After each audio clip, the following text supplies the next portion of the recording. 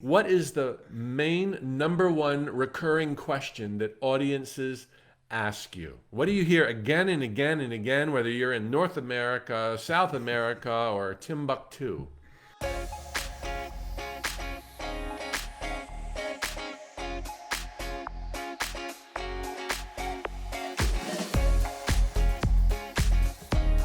Jumbo, fellow adventurers, I'm Mike Dooley, here to remind you once more that your thoughts become things. And I'm going to do it today by dropping another edition of a week's worth of spiritual tune-ups. These were broadcasted live, my answers to fellow adventurers' questions about life, dreams, and happiness, and each one took 5, 10, or 15 minutes. We've sewn them all together for your viewing and listening enjoyment. Sit back, relax, and enjoy.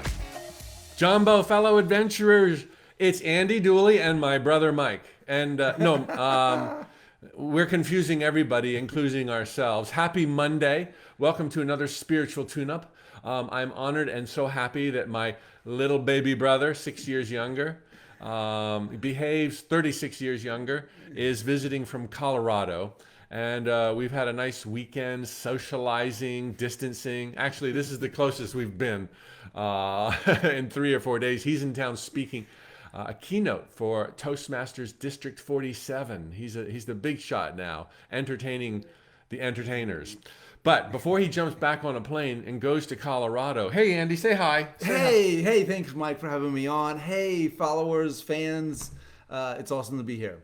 Yay. So Andy, if you don't know, incorporated Tut Enterprises Inc. with me and my mother in 1989, and Tut Enterprises Inc.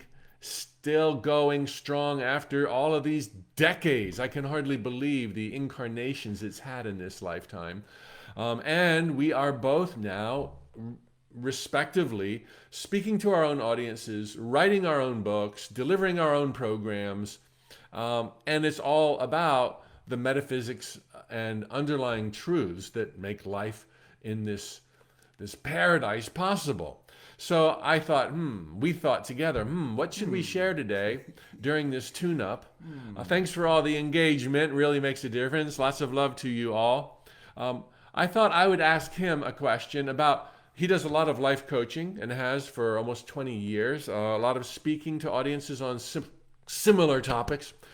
So here's 3 questions, Andy, I'm going to ask you, given your track record and profound wisdom. Thank you. Number 1, what is the main number one recurring question that audiences ask you? What do you hear again and again and again, whether you're in North America, South America, or Timbuktu? Well, especially in Timbuktu, this question's at the top. And how do you manifest faster? Like, hurry up and manifest. Why is it taking so long? Maybe you can relate to asking that question and wondering. And so the $1 million answer is stop trying to manifest faster and enjoy where you're at. Lighten up on yourself. Have more fun. Get happy first, and then you manifest your dreams faster second. So it's all about getting into that feeling space of feeling good.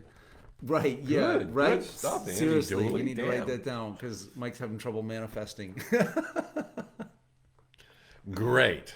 Would you like to know the number one question I get? What is the number one question you get, Mike? The number one question I get is from people who hear me hammer, thoughts become things, it's the end all be all. And they're like, but what if my thoughts are positive, but I'm surrounded by negative people? That's the number one question I get. And my answer is always, don't worry. You are not vulnerable. You are inclined to succeed. Even if you worry on your own without other people, you're going to blow the lid off of this joint. If you also maintain a little bit of positivity and baby steps every single day. So don't worry that you worry, and don't worry that you're surrounded by turkeys. Enjoy them for who they are. They obviously have a lot of good characteristics. Right. And so rock and roll. I'll say another thing about that is your desires are between you and the universe, not between you and your partner and then the universe. There's no middleman. You got what you want. Focus on that. Don't let the other person get in the way between you and the universe. Thank you, bro. Thank you, bro. The second major question for regaining our power. Andy Dooley, what is the biggest challenge your clients face? Now, they often think one thing is the challenge, and that's what their question comes from. But in reality, what is the biggest challenge your coaching clients face? It's reality. Yeah, me too, man. It's allowing the reality that we're living to dictate how we feel. And so we allow reality to consume us. The day-to-day problems, the challenges, our focuses are primarily on what's wrong instead of what's right. And so therefore we activate that vibration of frustration, and then we keep getting more of what we don't want. So we've got to get beyond reality. Remember, we're the ones creating reality. This isn't just woo-woo talk. This is, you are really creating your reality, and stop letting reality dictate how you feel. Jeez. Would you like to know my answer? Yeah. Oh, good. What do you have good. to say about that, Mike? I think this is life's ultimate hook that Andy was just speaking to. And that is, we react to the illusions around us instead of realizing we're creating them, constantly streaming them into place every day. As I shared in my very first spiritual tune-up, we eat of the forbidden fruit in this Garden of Eden, and every day we perpetuate our powerlessness over the illusions. So the ultimate hook in life, I mean, the holy grail, if you will, is being able to hold a thought in your mind in spite of the illusions, and then to some small degree every day move with that thought, even though it contradicts what's going on in your life, and prepare to be astounded. Prepare to be astounded. Dang. Okay. All right. All right. Another question. Third question. Third and last question on how to regain your power. What do you find is the most probing question that you can ask your clients for them to instantly reveal and see their own limiting, self-sabotaging beliefs? Obviously, we had to frame this question for the brilliance that's about to come forth from this man. What one question can you ask somebody that will slay them and lay them bare to the naked truth so that they can see how they've been tricking themselves? All right. So me and you are on a phone call, imagine, and you've got some negative emotions that are coming up, right? Reoccurring negative emotional patterns, frustration, annoyance, loneliness, whatever it might be. So I say, okay, focus. What is the dominant negative emotion? You can do this right now. What is the dominant negative emotion you feel most often, right? And yes, we're focusing on the negative. And then ask yourself, in order for me to feel that emotion, that negative emotion, what must I believe is true? And that will reveal the answer, which is the limiting belief. And then when you bring that limiting belief to the surface, false belief, then you say, in order for me, then you say, I feel that way because, and I feel that way because. So like I say, I'm not good enough. I'm frustrated. I feel stuck. Stuck and powerless are really big. A lot of dominant emotions people feel. So in order for you to feel stuck or powerless, what must you believe is true? And that answer will come to the surface, and then you have to examine that. Change those limiting beliefs, because you got to do the belief work. When you do the belief work, it's like the big domino. You knock that down, and then all of a sudden, you're in a new reality because you changed your vibrational frequency, your point of attraction on the inside. He did this to me yesterday, and I was really blown away. Instead of asking, what do you need to believe to live the life of your dreams, when something's bothering you, per Andy Dooley, what negative emotion, like I'm feeling resentment, I'm feeling anger, I'm feeling guilty, I'm feeling whatever. What is making that belief possible is his question. What do you believe that's making the negative emotion possible? And right away, you're like, well, I feel vulnerable. Well, I don't feel like I have power over that. Well, I feel like they're taking my power away. Well, I feel like blah, blah, blah. And it's like, whoa, it's a doozy. So genius, Dooley. Yeah.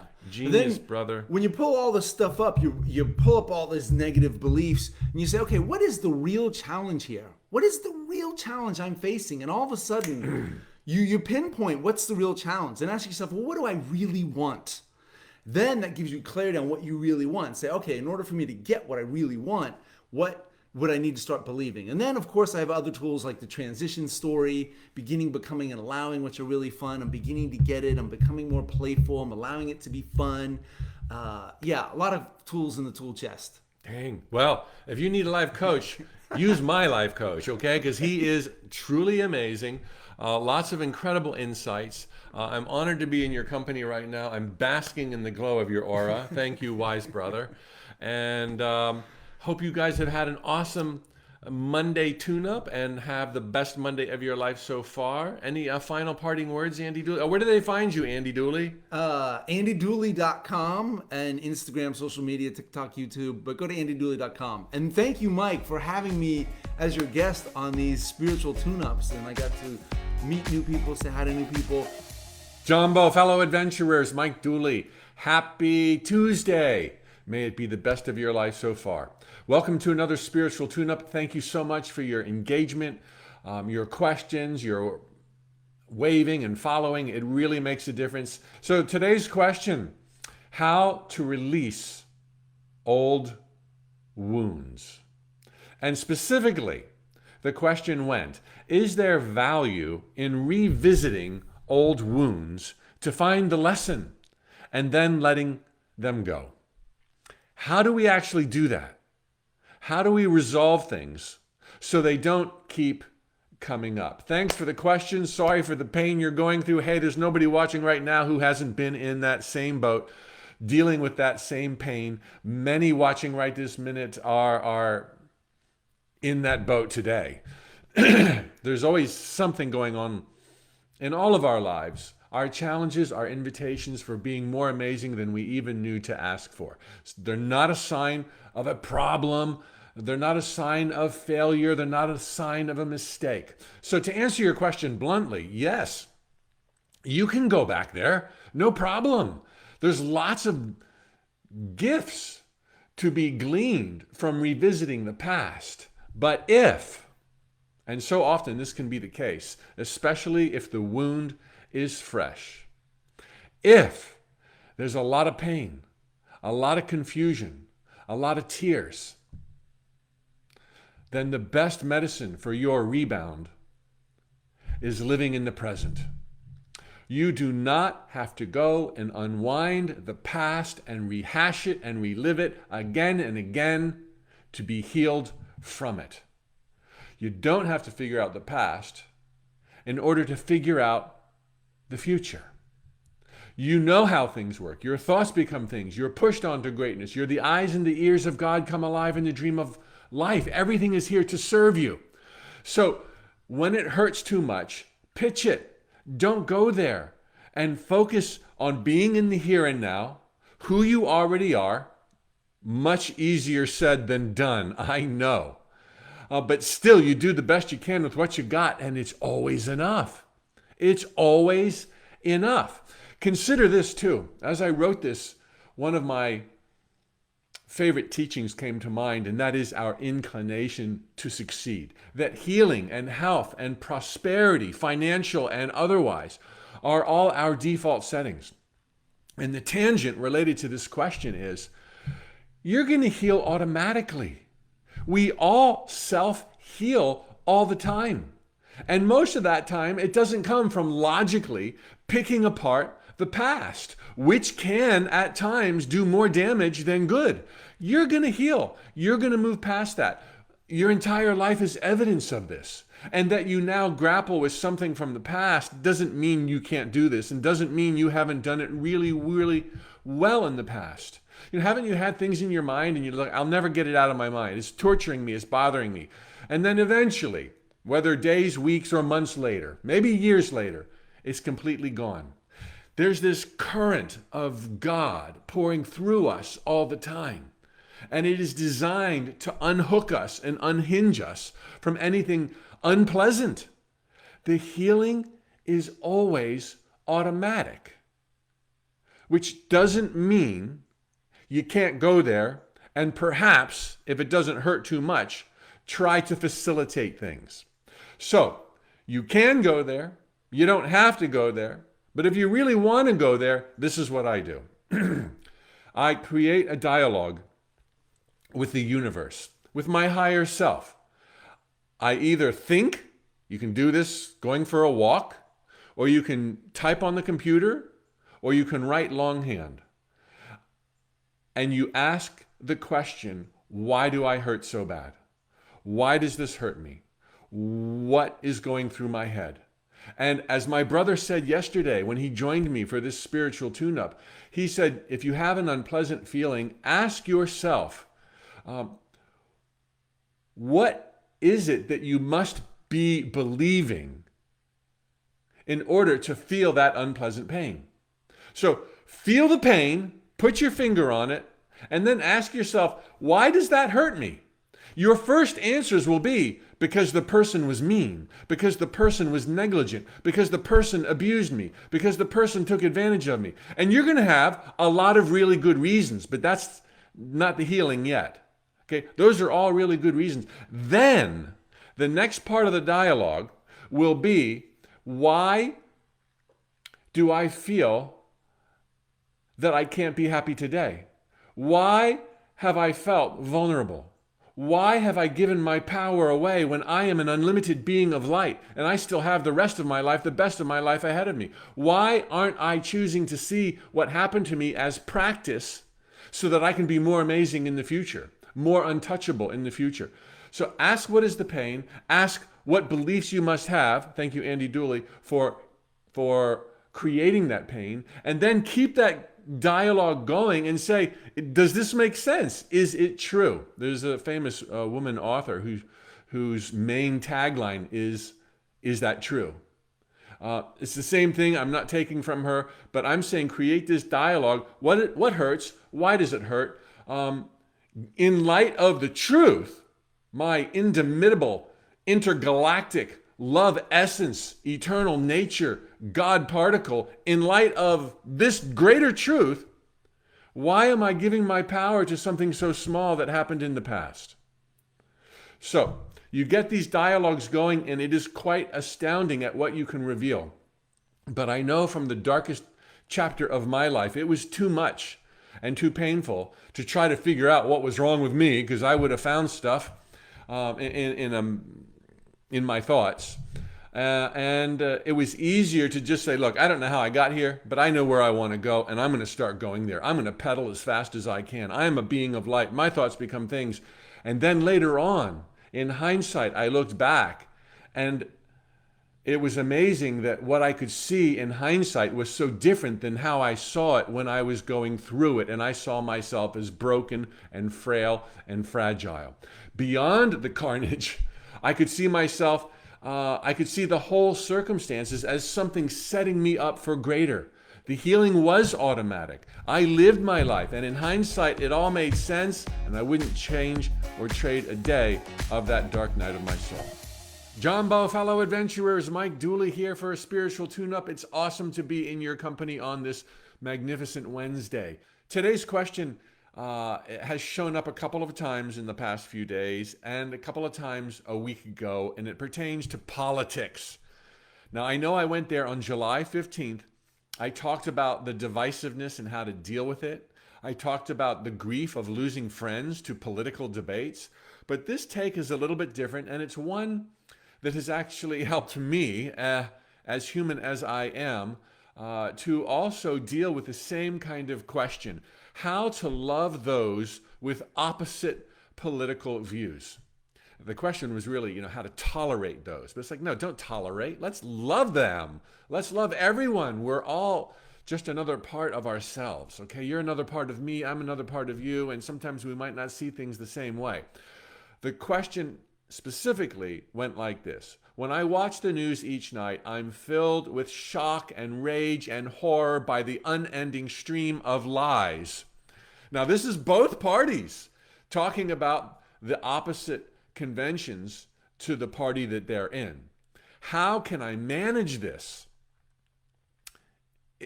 It's easy, okay? It's easy when you put it in context and you stop with the shock and you stop with the emotional attachment and the indignation, which are immediately jettisoned with truth. And the truth is, we're all, as Ram Dass said, walking each other home.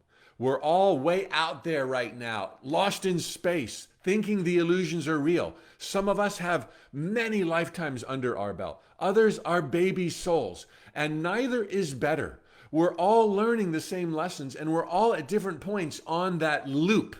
So to think one is higher or lower or better or righter or wronger is like so unhelpful. It was you not long ago who was wrong, jumping to conclusions, and yet you made it to another day because others around you accepted you, had patience, had love. This is what I want you to understand, that the people with opposite political views as you right now simply cannot see life as you now see it. They're not in that place. They don't have the faculties. They don't have the experience. They don't have the love. They haven't been knocked down. They haven't been raised up. They haven't been around the block, but you have. I mean, you can't at 30 years old be angry at 13-year-olds. I mean, they're just not there yet. You just can't. But you can love them, and in loving them, you show them a way. You don't have to agree with them. Now, as I've laid out before in the talks that are slightly verging on political, I mean, there are great virtues and rays of blazing wisdom in both the left wing and the right wing. Okay, small government. Oh yeah, let's look out for each other. Oh yeah, I mean, it is unending. Personal responsibility. Wow, that is so cool. But we have more in common than we diverge on. Yet to focus on the things that rile us and to say, oh, you're telling a lie, well, their context is different. So if you can get that other folks simply cannot see what you see and cut them some slack, you might be able to turn the same spotlight on yourself and wonder what you're not seeing that others are. In some cases, it's irrelevant. In other cases, it may be a higher truth. See, we all come at this thinking like, I know the truth and everyone else is wrong. It's like, well, you got it nailed. You're doing really great. 95% of the time, you're A++. What about that other 5% of the time? I don't think any of us would be so foolish as to say, I'm 100% right all the time. Okay, we might show our tail feathers so much and puff ourselves up in a political debate, we give the impression that we know all. But virtually no one is that naive to think they know all. So the question is, how can you bring your game up another level? How can you safeguard that 5% you know nothing of? And the best way you can do that is to cut some slack and give some love to the people who can't see the things that you can see. And if you can do that for them, others in higher places will do that for you. I just read a passage recently in the book I've been telling you about. It's still on my desk, Return of the Bird Tribes. That was really beautiful. And it talks about this opportunity at this crossroads in time to ask yourself, are you motivated by fear for yourself more than you're being motivated by love for others? And if you catch yourself with indignation, shock, horror, and awe at the lies or the policies and platforms of the other party, I think you're afraid. Don't be afraid. It's going to be okay. We're going to make it through this. We're walking each other home right now.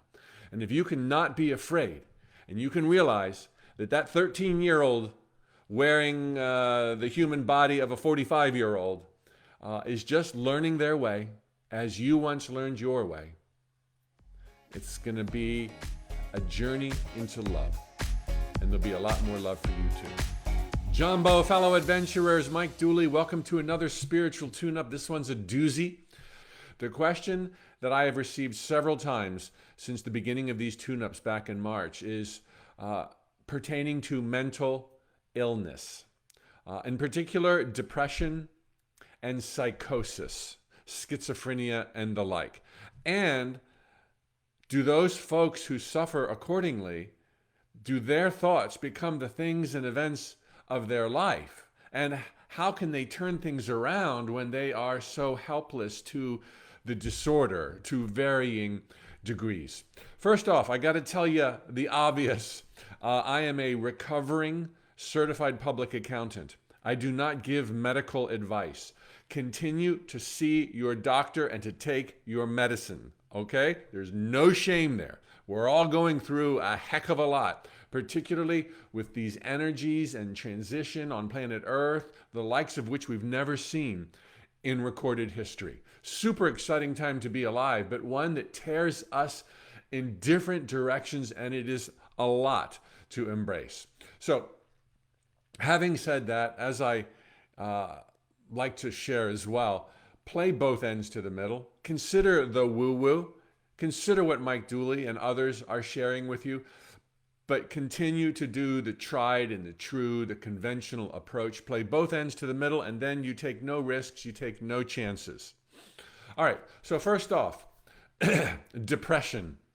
We have all felt depression to some degree or another.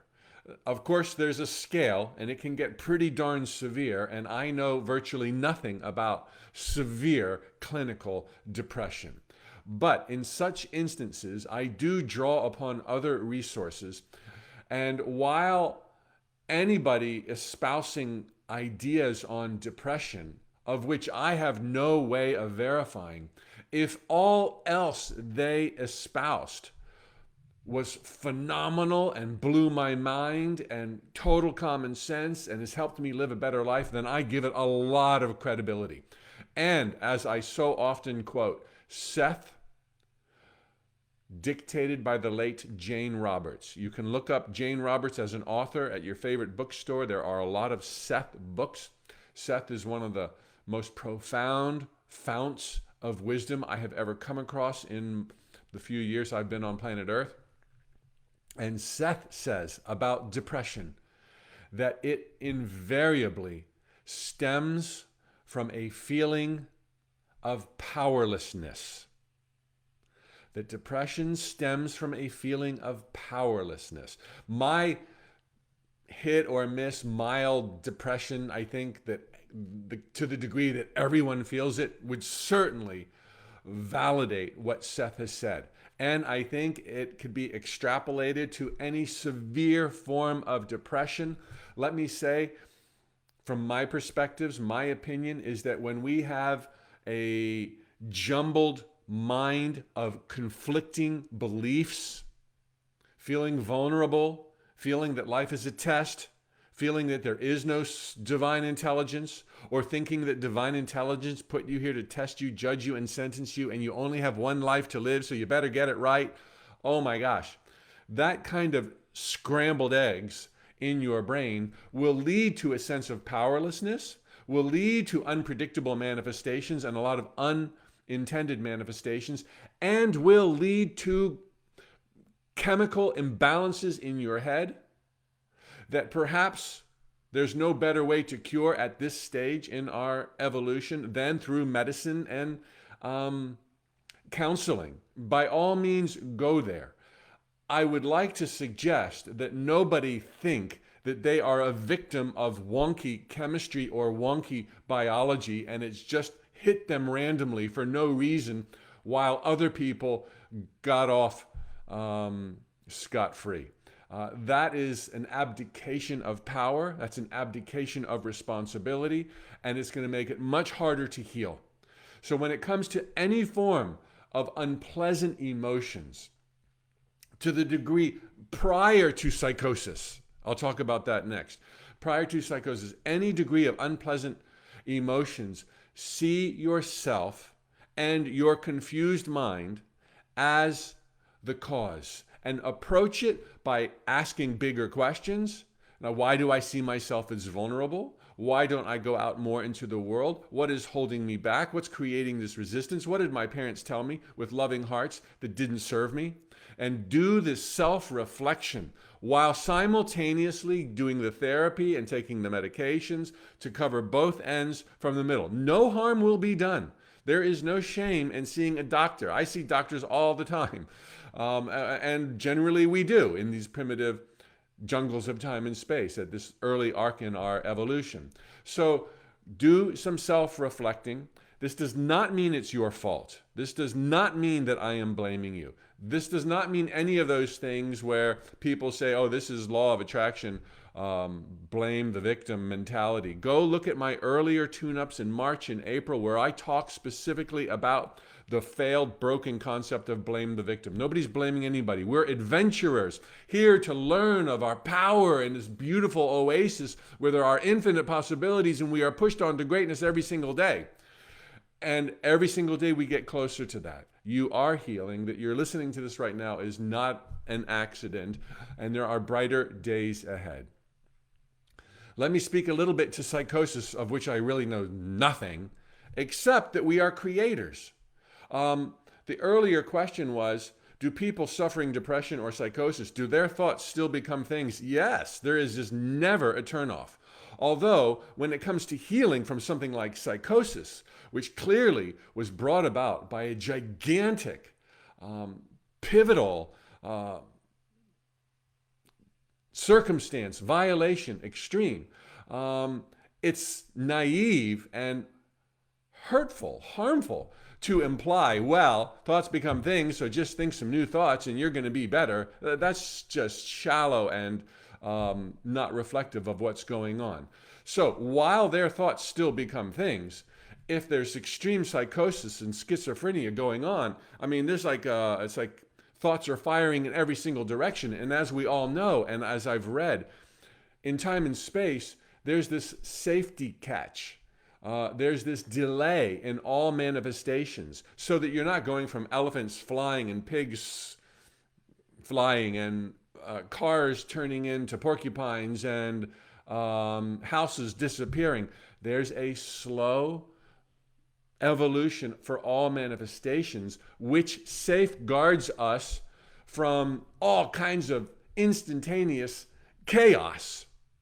Okay, so while somebody is firing like a pinball machine in their head, imbalanced, contradictory thoughts, they're not all becoming things simultaneously. It's the ones that they feel the most, that they move with the most, just like for all of us who are not in psychosis, that will ultimately become the things and events of their lives. So in these cases, when there has been some extreme condition that brought about the psychosis, which could have happened recently or in childhood or truly, literally in a prior life, there is such an imbalance, chemical and otherwise, brought about by earlier experiences that much more needs to be brought to bear to bring about a proper healing. Of course, doctors and psychiatrists and psychologists and the instructions that they may issue forth with a concerted effort by the person going through it and a will to the degree that they can muster it to make change and make improvement. I don't have much more to share on that. I think the question, if thoughts become things and somebody's suffering from psychosis, did they bring this on themselves and can they think their way out of it? It's much more complicated than that. And as I said 2 days ago, when there is something really difficult you want to extract yourself from, it's better not to even think about how did I get here, but to deal with here and go forward. And if it's somebody suffering from schizophrenia, then with their team and their loved ones, and maybe it's a loved one who asked this question, what's most important is not going back, but living in the moment and going forward. Joy, peace, calm, best medicine on earth. Nature, there is no such thing as a lost soul. Everyone can heal. Everyone is healing. Life is a non-stop healing. Everything is here for us. We're guided and protected by divine intelligence. This is happening in the heart of God. There are angels galore, and everything will be supremely well. So those things that really vex you and you just can't get a handle on, don't try to understand them. Know that there's order and do what you can to move forward from that with a glad heart. Jumbo, fellow adventurers, happy Friday. Here we go for the last tune-up of the week. A great question posted by somebody out there. Thank you very much. The question today is karma why some lives seem more challenging? Is karma why some lives seem more challenging? Well, to answer that, I've got 3 things that make a life hard, and they are not karma. First, to dispel the notion of karma as it's typically understood, I've done an entire tune-up on karma. If you look at the archives here, it is not a judgment-based system. It is not a demerit system. It is not a point-based system. Anyone and everyone can be off the karmic loop, so to speak, with more enlightenment and more understanding. Karma has 0 to do with the ease or difficulty of a life. Your mindset has everything to do with the ease or difficulty of your life. So, not to worry about who you were in the 12th century, okay? You're off the hook. Let's look at what most people think creates a hard or challenging life. And then I'm going to give you the three real reasons. Most people think that a challenging life boils down to circumstances, completely oblivious to the fact that we are the orchestrator of our own circumstances. We are therefore greater than our own circumstances. Our dreams can come true. They're snapshots of what's possible for us. And our nightmares are dreams that we shouldn't be entertaining anymore. So often people will think that, poverty, that's a hard life. Being unattractive, physically unattractive, that would really suck. Having terrible or no parents at all, that would really make a hard life. Or would those things make a hard life? On their surface, they're circumstances, and they do not dictate whatsoever how the life will go. Flip it.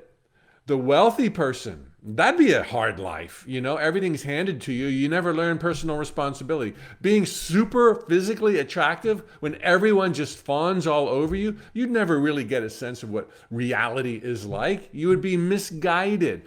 Having parents that fed you with a silver spoon to the degree that you never learned to pull yourself up by your own bootstraps, all of those scenarios could create a cursed life or a blessed life. It's up to you. We choose the stage, the platform, the general physical appearance, who our parents will or won't be, so that we will have certain likely probabilities for growth, adventure, love, and joy.